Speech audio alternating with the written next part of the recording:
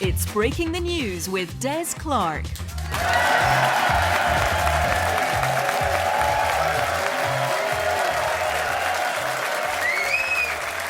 I am Des Clark, and this is Breaking the News, the show that breaks the week's news and asks four opinionated panellists to put it back together again. Joining me are four of the best comics around. On my right, we have Chris Forbes and Josie Long, and facing them are Tiff Stevenson and Chris Thorburn. In the news this week, the Co-op has admitted to breaking rules to prevent rival supermarkets from opening nearby, adding it was easy. All we had to do was hide the giant scissors. The Sesame Street Workshop has announced it's going to start laying off staff. It was a cruel blow to employees who only learned the news when this week's episode was brought to them by the letter P and the number 45.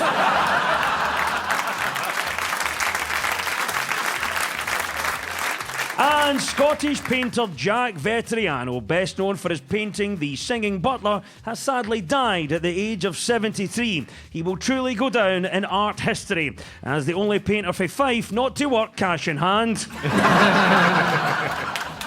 Right, you've met the panel. Let's crack on with round one.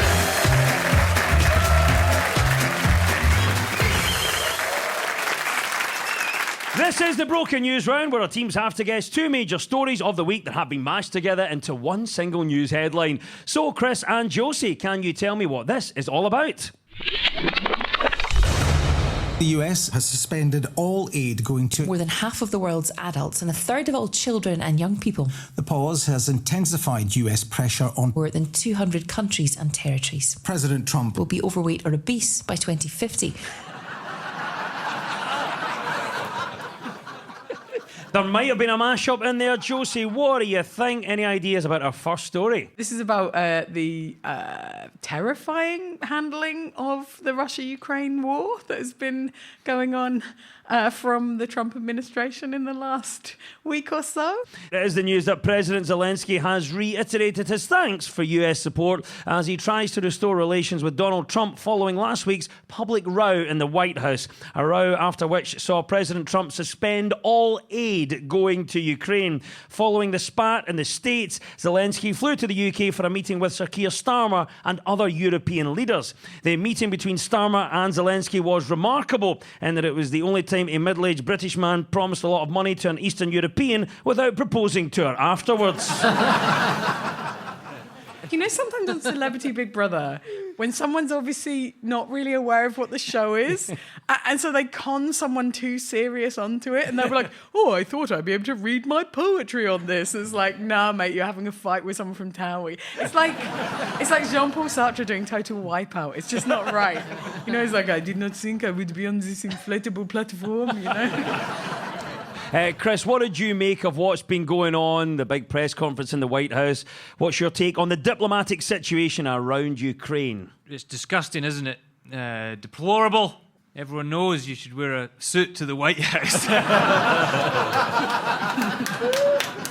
Imagine I just outed myself as a big Trump fan or something. That's Fox News' Chris Forbes this week. No, it's awful, but I only say that because so much was made of what he didn't wear to the White House, which is terrible. But I mean, JT Vance, that whole, I mean, the name, even for a start, sounds like a kind of knockoff sportswear shop, you know, it's just weird. Tiff, what's your take on it? What have you made of the diplomatic situation around Ukraine? Watching that and then actually watching him come to the UK and be greeted, it felt like like a kid coming back from a really horrible school trip where they were bullied and we were like, we'll look after you. So that felt quite heartwarming, but it's now continuing on. I mean, Trump said he suspended intelligence and I was like, no punchline needed.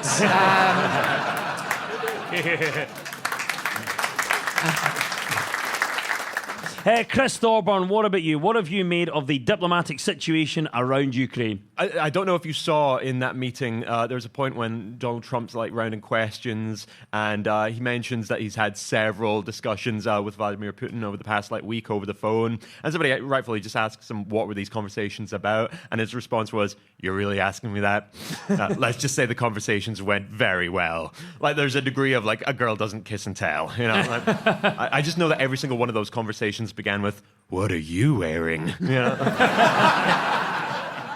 So look, we're talking about the events of the Oval Office, Chris Forbes, and the most uncomfortable conversation that maybe we've ever witnessed. For you personally, what's the most uncomfortable conversation you've ever had? When I asked my wife's father for her hand in marriage, I spoke to him, I gave him a wonderful spiel. I'm a lovely, cheesy gentleman. I did the whole thing, very old-fashioned. I love her, and I wanted to ask your permission for her hand. I laid it on really thick. And then he just stopped for about a minute. He just let me hang there. And then he went, "That's a tricky one, isn't it, Chris?"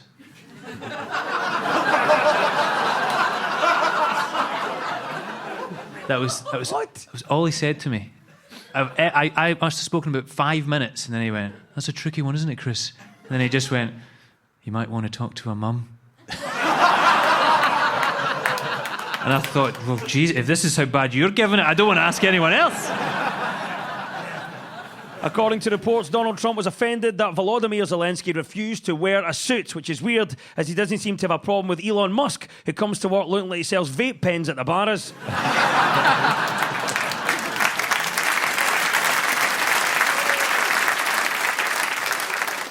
Over to you now, Tiff and Chris. What was the other story we were after? Is it that there's a study that shows that there's projected to be over 50% of people are going to be overweight by 2050? That's a great answer. Good spot as well. Well done, Chris. Yes, a major study has forecast that more than half of the world's adults and a third of all children and young people will be overweight or obese by 2050. The research published by the journal The Lancet looked at data from more than 200 countries and territories. What do you think of this, Tiff? Are you surprised at these findings? I'm delighted that not only do they think we'll all be here at 2050,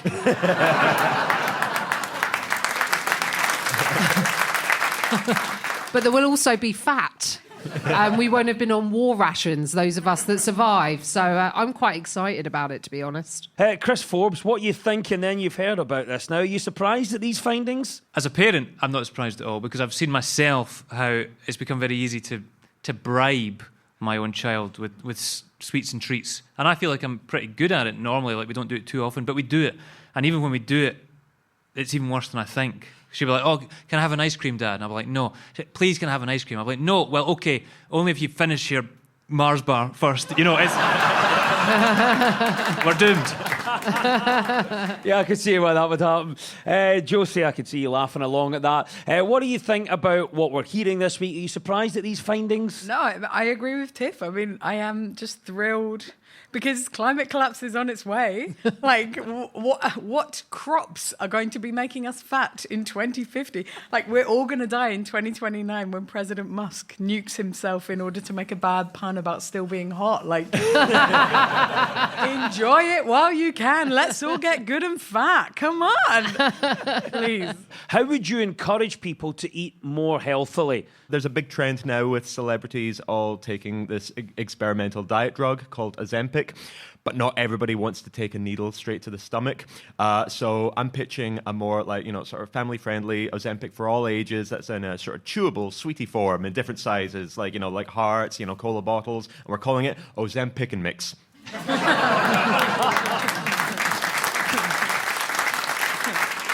I like it, Chris. It's a popular idea. It's a winner. Tiff, what do you think about this then? How could we encourage people to eat more healthily? We need to ban the overly sexual fruit sellers. Do you know who I mean? On the markets and the stalls, because there's one near me at the train station, and when I walk in, he just goes, "Plums! You want some plums? Got a lovely pair over here." I was like, "I know what you're doing, mate. I know what you're doing." Chris Forbes, what do you think about this? How would you encourage people to eat more healthily? I just wouldn't. I wouldn't bother. I think it's too late. Let everyone, from what everyone's been saying here, there's an argument for the whole just let them eat cake. You know, let's just enjoy ourselves. Let's bring it forward. Let's try and smash the prediction. Let's try and double our efforts. So we can sink this planet by 2030. I'm with Chris. In these troubled times, I'm here to live, Des. I'm not here to live on my knees. I'm here to live. I tell you something for free. I am never again eating a square of dark chocolate and pretending that gives me pleasure. I'm not doing it. I'm sorry. I don't believe any of it. Oh no, I don't need much. I just have one square of dark chocolate. You are a liar. Yes, well done, Tiff and Chris. You get 2 points for that. It was the mashup of the latest from the US and Ukraine and a new study about worldwide health. And at the end of that round, well done. The teams are all square.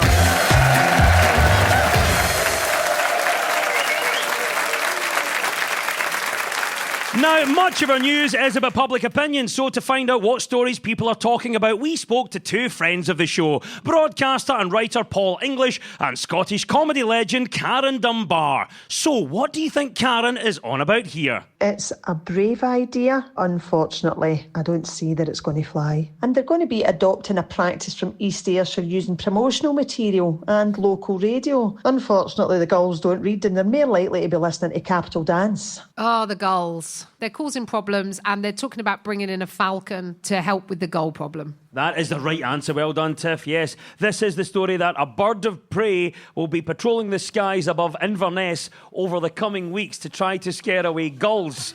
Inverness Business Improvement District has arranged for Angel, a 4-year-old Gyr falcon, to fly over the city centre 3 times a week until April. The flights will then increase to 6 per week as peak nesting season approaches.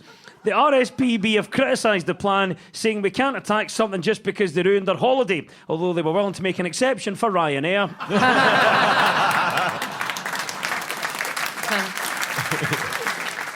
I think gulls are scary, but yeah, I'm into it because I love birds of prey. I'm obsessed. And my favourite one is there's a turkey vulture. And what it does is it vomits as a form of self-defence, which is something I can really relate to. Like, I've done that a lot on nights out. Chris Thorburn, what do you think? Is this the best way to deal with gulls? Aye, absolutely. It makes sense. You know, you've got a gull problem, so you bring in a falcon. You know, you just bring in a larger bird. And then when we can't get rid of the falcon, that's when we bring in a condor. And then once that condor becomes a problem, that's when we get a pelican. Then once the pelican becomes a problem, the answer is obvious. Say it with me. We resurrect the pterodactyl using DNA that we acquire from amber.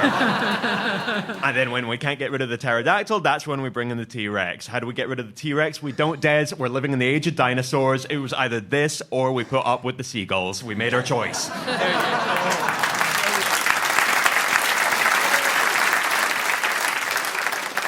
Josie, what do you think about this tactic? Is this the best way to deal with gulls? Let's be real, okay? This falcon is a cop.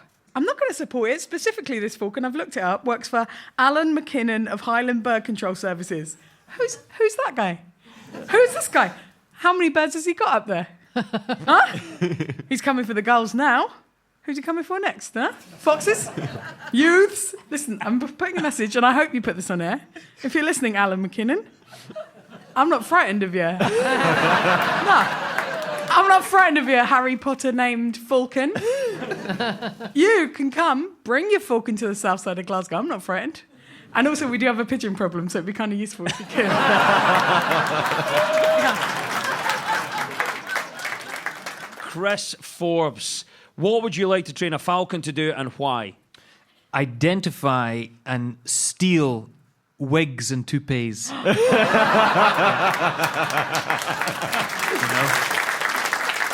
And there we go. It is not a lie. This is happening in Inverness. The Gyr falcon is going to fly over the city centre 3 times a week until April. To encourage her to return to him after each flight, the bird's owner gives the falcon a treat of a quail, which also lets us know that Inverness has a Waitrose.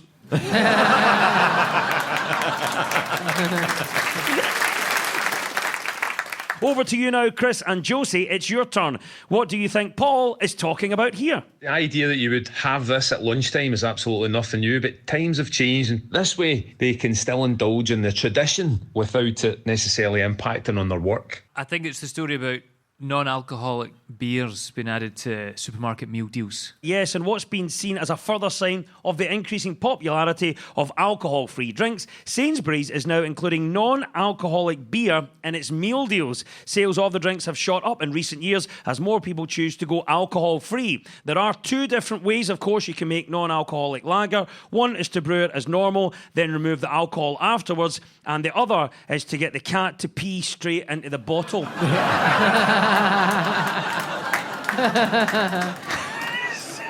Oh, Chris, great answer there. What do you think then? Would you be tempted by the 0% alcohol meal deal? No. No? I think if I lived somewhere else other than Scotland, maybe. Because it's the perception, there's other countries where people are more casual and, oh yeah, they're probably having a non-alcoholic. But no one has seen someone with a bottle of beer at their desk in a Scotland office and not thinking, look at that Jake Ball, he's having a beer. Like, no one's ever going to think it's an alcohol-free beer, and they make it so subtle as well. And then you've got to think about the embarrassment of sometimes making the mistake of choosing something that actually isn't in the meal deal, and you've gone up with a sandwich and a packet of crisps and then found out that the half bottle of vodka actually isn't in the meal deal. Europeans must be so embarrassed of us. Like they're all like, I take a 3-hour lunch break and have half a bottle of wine and then I sleep with my personal assistant Gaspard, And we're like, oh no, it's 0%, so it doesn't count, Sue. Let's drink it at our desks while we eat a sad little piece of bread. And I'm going to tell you something here. Any non-alcoholic beer is alcoholic if you top it up with a shot. You can beat the system here. I think over the past 10 years or so, alcohol-free beers have gotten really good, and so they've made Guinness Zero, which is tastes just like the original. And I've got friends who have quit drinking, but that doesn't mean they shouldn't be allowed to have bad farts the next day as well. Tiff, what are you making about this? All the chat around the meal deal, but what would be in your dream meal deal? Plums, couple of plums. Imagine that guy was just standing, was he selling fruit? Maybe the everyday vodka from Tesco. I don't know if you're aware of this, but Tesco sell everyday vodka. Yes, for every day. Think of it like cooking vodka. Just fling it in your pasta. I tell you what, when you buy a bottle of that and a pregnancy test at 3 a.m, the staff get a little bit judgy. Yes, there are concerns that non-alcoholic beers could act as a gateway to harder drinks, such as Vimto. Be careful, kids. Yes, modernising the meal deal is the right answer. Well done. 2 points go to Chris and Josie.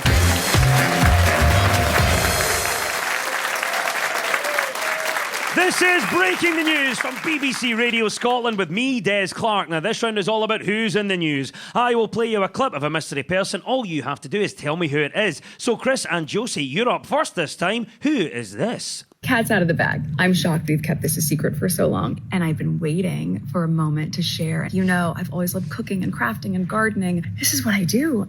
It's Meghan Markle. That is the correct answer. A new Netflix series produced by Meghan Markle, Duchess of Sussex, called With Love. Meghan sees her cooking with friends in her Californian home. What we don't see are references to her life as a working royal, and there's only a fleeting glimpse of Prince Harry. Contrary to popular belief, the couple do have a lot in common. For example, in 2017, Meghan was written out of the legal drama Suits, and in 2022, Harry was written out of The King's Will.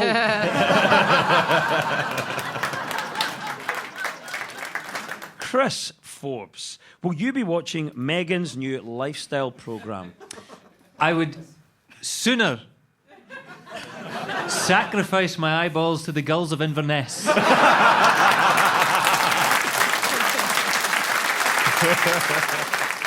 It looks awful. At a time that we're living in, and she's making baked pears for her husband, the Prince. And it's supposed to be for us to inspire. We need to see her making what she can in a kitchen with half a jar of peanut butter and a frozen loaf. And maybe I'd tune in to see what she's coming up with, but not this. She's removed from reality. Chris just mentioned she's doing baked pears. I'm like, come on, if you want to connect with the people, plums. Couple of plums. What you gonna do with a couple of plums, Meghan? Well, maybe not the biggest fan base for Meghan on the show this week. Josie, what would the programme about your lifestyle be called? So I do have kids, and I feel like I could be a mum influencer, and my show would be called Why Have You Done That? What do you think, Tiff, the programme about your lifestyle would be called? Probably Hangover and Regret. Chris Thorburn, talk to me here. We've got Meghan's new show, With Love, Meghan. What would the programme about your lifestyle be called? Well, I think I'd probably follow Meghan's lead and do a sort of like cooking show. And there's been a big trend lately about one-pot meals, like meals that you can make with just one pot. But who's got time to clean a single pot? So I'm bringing in my new trend, no-pot meals. So meals that involve little, if no cleaning whatsoever. Take your instant noodles, just put them directly in the kettle, drink them from the kettle. Just be reaching into the cereal box, like eat by hand, like drinking milk straight from the carton. Eat your flowers straight from the pot. Now, some people are calling this depression, but no. Of course, Meghan Markle appeared in Suits, and apparently if Vladimir Zelensky had done the same, we wouldn't have had all this trouble.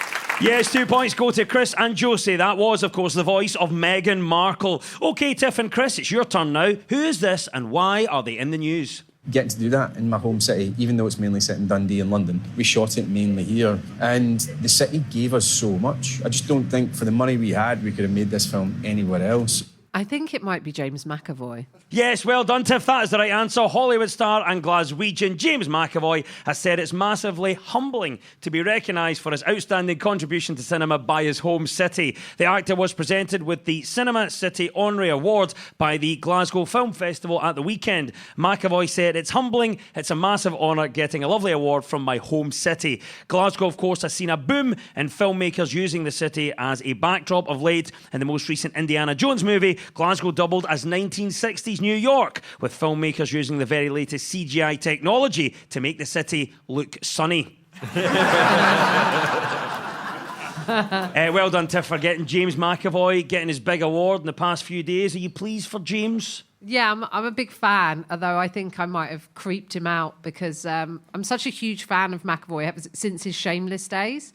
And 1 year for my birthday, a friend of mine bought me a birthday card with his picture on it and stuck googly eyes on. And that now lives in my living room on my sideboard, pride of place next to my wedding photos and various other things. And his sister followed me on Instagram. And then, like, the next day, I think it was, I did, like, a little video from my living room. And in the background, it's just googly-eyed James McAvoy. She unfollowed me. So I think... Chris Thorburn, I know you're a big film buff yourself. Are you pleased for James McAvoy picking up this recent award? I really am. So part of him getting this award, like James McAvoy's just directed his first feature, and it's been shot here in Scotland, and it's Scotland meant to be Scotland, which is a very nice change. Because as you mentioned, we've had a lot of big Hollywood films shooting over here, and anytime Glasgow is the place that we're shooting, it's always some zombie, dystopian, post-apocalyptic crime wasteland. Like, just give us like one romantic comedy here. Like, they did just announce last year that they are making a Mamma Mia 3, a third Mamma Mia movie. Now, I don't know if anybody's familiar with the opening lyrics to Super Trooper. I was sick and tired of everything when I called you last night from Glasgow. So if Mamma Mia 3 doesn't open with Meryl Streep struggling to get phone reception in the Savoy Centre and hating it, we riot. Josie Long, adopted Glaswegian. What's your favourite thing about Glasgow? Oh my God, it's too many to count, and I don't want to embarrass myself in front of all of you, but I just love Glasgow so much. It's pathetic. I've been here for 5 years, and I'm still just in such a honeymoon period. Like, I'm just walking around like, look at the way the sunlight dances on the sandstone. Oh, there's 100 different kinds of rain. Oh, I love it. I love you. I love all your cute chats. I love how everyone thanks the bus driver. I love how you say, where do you stay? I'm not staying here, I live here. I love it. Chris Forbes, what for you is your favourite thing about Glasgow? I think Glasgow's got a great tolerance level. you know.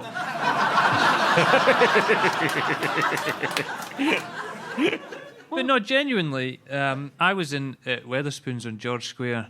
This was about 5 years ago. And a man came in, a clear maniac. He came in, stood beside me at the bar, and screamed at the top of his voice, "I'm gonna kill someone tonight!" It's amazing. I was terrified. And the barman just looked at him and said, "Hey, any more of that and you're out."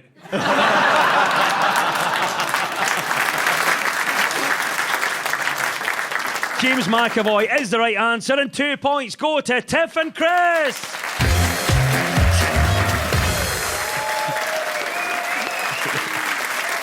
And it's time now for our final quickfire round, which is all about deciphering the numbers in the news. I will read out a headline. All the teams have to do is fill in the blanks. So get ready, teams. When we run out of time, you'll hear this. Nobody wants to see that. That is Prime Minister Sir Keir Starmer there, talking about Cumbernauld. And here we go. What turned 135 years old this week? Tiff. Plums. Beautiful answer. What turned 135 years old this week? Chris Forbes. Is it the pile of clothes that have been on the stairs in my house whilst me and my wife have a standoff about who's going to finally take it upstairs? Lovely answers. What turned 135 years old this week? Josie. Is it Sir David Attenborough? No, it's not that, but these are lovely. Let's keep it going. What turned 135 years old this week? Chris Thorburn. The pound stretcher in Govan. What turned 135 years old this week? Is it the Forth Bridge? That's a brilliant answer, and it is the correct answer. Well done, Tiff Stevenson. Nobody wants to see that. Oh, there's a klaxon. That means Keir has Starmered, and it's all over. And at the end of the quiz, our winners this week are Chris Forbes and Josie Long!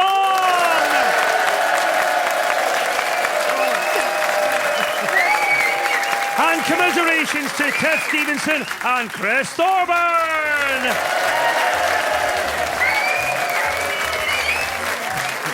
And we'll leave you with the breaking news. Breaking news just in. The Loch Ness Centre has hailed the first reported sighting of the Loch Ness Monster in 2025. Yes, it means Nessie has officially lost its crown as Scotland's most elusive creature to Michelle Mone.